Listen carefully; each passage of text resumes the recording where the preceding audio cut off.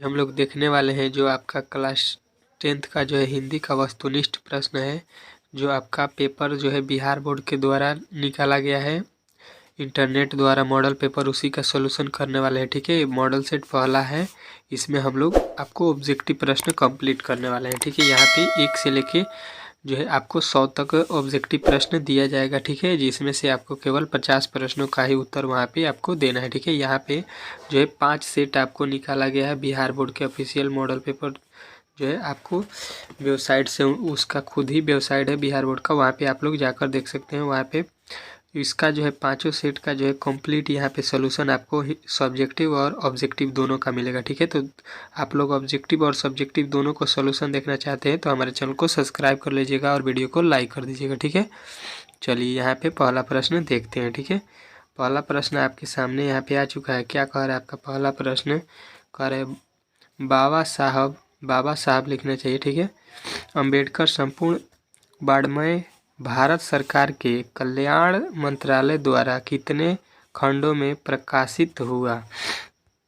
तो ये जो है आपको याद रखना है कि ये 21 खंडों में प्रकाशित हुआ था। ठीक है, चलिए अगला प्रश्न देखिए। बुद्ध, कबीर और ज्योतिबा फूले किसके चिंतन एवं रचनात्मक के प्रेरक व्यक्ति रहे? तो ये जो है आपको याद रखना है कि ये थे भीमराव अंबेडकर के। ठीक है, ऑप्शन नंबर ए वाला आपको राइट करना है। ठीक है, अगला प्रश्न है काम तो कासू बाबू का ही मालूम पड़ता है, इधर इधर ही खेल रहे थे, वह किसने कहा? तो ये जो है आपको याद रखना है कि ये सोफर ने कहा था। ठीक है, जो उनका ड्राइवर था सेन साहब का। किसने लपककर मदन को हाथों से उठा लिया?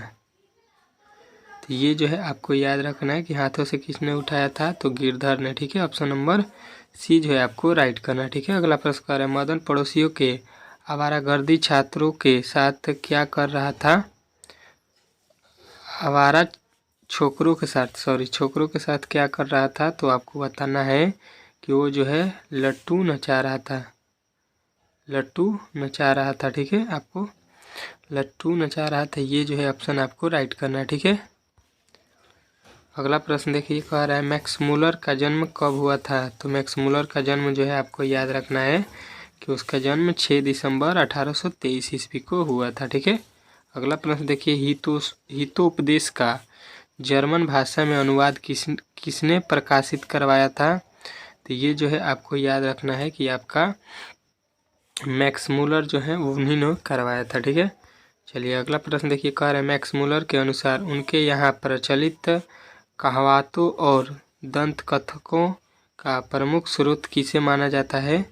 तो आपको याद रखना है उन्हें जो है बौद्ध धर्म का प्रमुख माना जाता है। ठीक है, चलिए अगला प्रश्न कर है दैवत विज्ञान का अर्थ क्या होता है?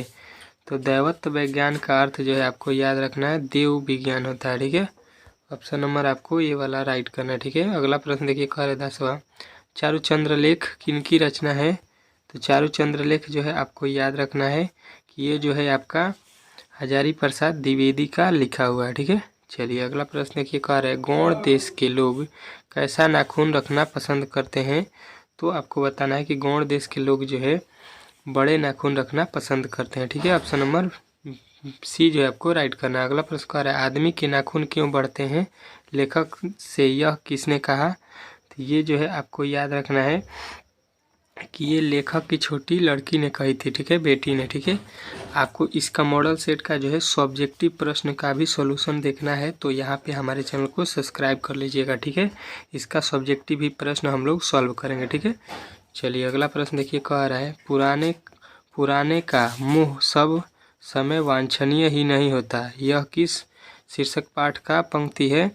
तो ये जो है आपको याद रखना है कि ये जो है आपका पाठ है नाखून क्यों बढ़ते हैं उसी का है। ठीक है, चलिए अगला प्रश्न देखिए। कह रहे नारी लिपि शीर्षक पाठ किस पुस्तक से लिया गया है? तो ये जो है आपको याद रखना है कि ये लिया गया है आपका भारतीय लिपियों की कहानी से। ठीक है, अगला प्रश्न देखिए आपके सामने आ चुका है। कोकांड के शिलाहार मान्यखेट के राष्ट्रकूट देवगिरी के यादव तथा विजयनगर के शासकों के लेख किस लिपि में है? तो ये जो है आपको याद रखना है कि ये जो है आपका देवनागरी लिपि में है। ठीक है, तो ऑप्शन नंबर डी वाला आपको राइट करना है। ठीक है, अगला प्रश्न देखिए आपके सामने आ चुका है। कह रहे दंती दुर्ग के बाद राष्ट्रीय कूटों की गद्दी पर कौन बैठा?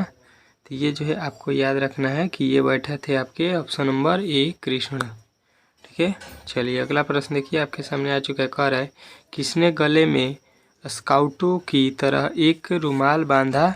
तो ये जो है आपको याद रखना है कि ये बहादुर ने। ठीक है, चलिए अगला प्रश्न देखिए। कह रहा है सुखजीवी नामक उपन्यास किसने लिखा है? तो ये जो है आपको याद रखना है कि किसने लिखा है? अमरकांत ने। ठीक है, अमरकांत जो है आपके राइट आंसर है। बहादुर का बाप कहाँ मारा गया था?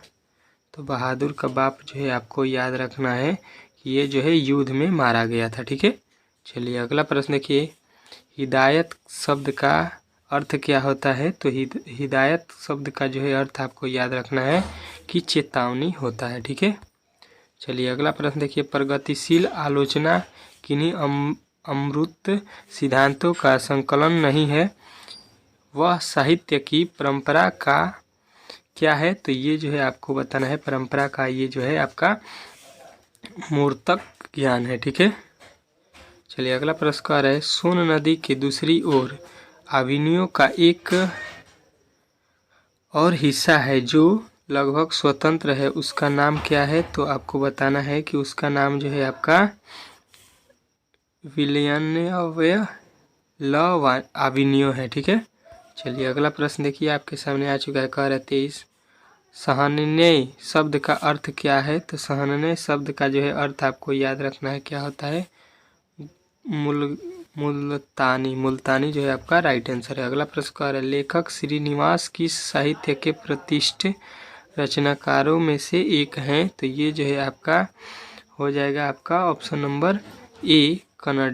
ठीक है, कन्नड़ के थे। ठीक है, अगला प्रश्न देखिए। कह रहा है साहित्य अकादमी के लेखक श्रीनिवास के कहानी संकलन समण कथेगुल्लू को किस वर्ष पुरस्कृत किया गया?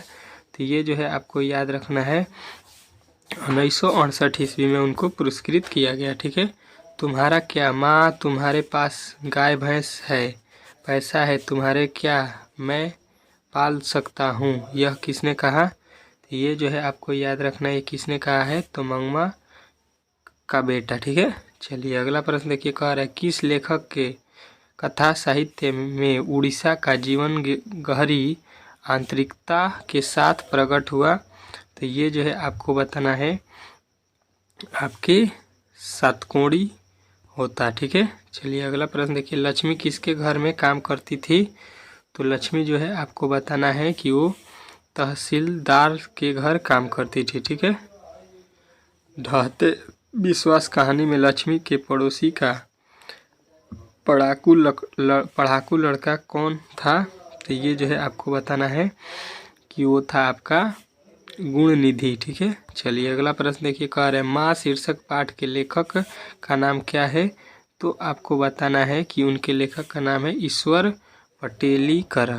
ठीक है, अगला प्रश्न देखिए। माँ जी लोग को अस्पताल के लिए किसकी उपमा देती थी? तो ये जो है आपको बताना है कि ये जो है गौशालाओं की। ठीक है, ऑप्शन नंबर सी जो है आपका राइट हो जाएगा। अगला प्रश्न कह रहा है पाप्ती के चारों ओर खड़े डॉक्टरों ने बारी बारी से आकर उसकी सहायता से उसकी आंखों के भीतर भाग का परीक्षण किया। तो ये जो है आपको याद रखना है कि ये आथपल मस्कोप से आस्पको मलस्कोप से। ठीक है, चलिए अगला प्रश्न देखिए। कह रहे अरे अपनी अमीरी दिखाने के लिए रसमलाई भेजी है क्या? ये किसने कहा? तो ये जो है आपको याद रखना है कि ये कहा है बिरजू की पत्नी पुष्पा ने। ठीक है, चलिए अगला प्रश्न देखिए। कह रहे राम नाम बिनु बिरथे जगी जन्मा शीर्षक कविता के रचनाकार कौन है? तो ये जो है आपको याद रखना है कि ये हैं गुरु नानक। ठीक है, चलिए अगला प्रश्न देखिए। कह रहे ऐनी शब्द का अर्थ क्या है? तो ऐनी शब्द का अर्थ जो है आपको याद रखना है गृह होता है। ठीक है, ऑप्शन नंबर सी वाला आपको राइट करना है। वाणी कब विष के समान हो जाता है, तो ये जो है आपको याद रखना है कि नाम राम के बिना, ठीक है। चलिए अगला प्रश्न कह रहे हैं, मुँह मन मानिक लय गयो चैत चुर निंदन, यह पंक्ति किस कविता के सिद्धांत उद्गत है, तो ये जो है आपको याद रखना है प्रेम अयनी श्री राधिका का, ठीक है। चलिए अगला प्रश्न देखिए, स्वदेशी शीर्षक कविता के कवि का नाम क्या है, तो वो जो है आपको याद रखना है बद्रीनारायण चौधरी प्रेमघन, ठीक है। बद्रीनारायण चौधरी प्रेमघन, ठीक है। अगला प्रश्न कह रहे हैं, निम्नलिखित में से कौन रचना बद्रीनारायण चौधरी प्रेमघन की है, तो ये जो है आपको याद रखना है कि जीर्ण जनपद, ठीक है। अगला प्रश्न देखिए आपके सामने आ चुका है, कह रहे स्वदेशी कविता किसके संकलित है, स्वदेशी कविता किससे संकलित है, तो ये जो है आपको बताना है कि ये जो है प्रेमघन सर्वस्व से है, ठीक है। चलिए अगला प्रश्न देखिए, कह रहा है 41 सुमित्रा नंदन पंत, देखिए सुमित्रा नंदन पंत जो है आपके सुमित्रा नंदन पंत उत्तरांचल के किस जिले के रहने वाले थे, तो ये जो है आपको याद रखना है कि वो थे आपके अल्मोड़ा, ठीक है। अल्मोड़ा जो है आपके राइट आंसर है, ठीक है। अब अगला प्रश्न देखते हैं, आपके सामने आ चुका है, भारत माता शीर्षक कविता किस काव्य कृति से लिया गया है, तो ये जो है आपको याद रखना है कि ये जो है आपका ग्राम्य से लिया गया है, ग्राम्य जो है ग्राम्य। अगला प्रश्न देखिए, कवि रामधारी सिंह दिनकर को किस रचना का ज्ञानपीठ पुरस्कार प्राप्त हुआ, किस रचना पर जो है उनको ज्ञानपीठ पुरस्कार मिला था, तो आपको बताना है उर्वशी के लिए, ठीक है।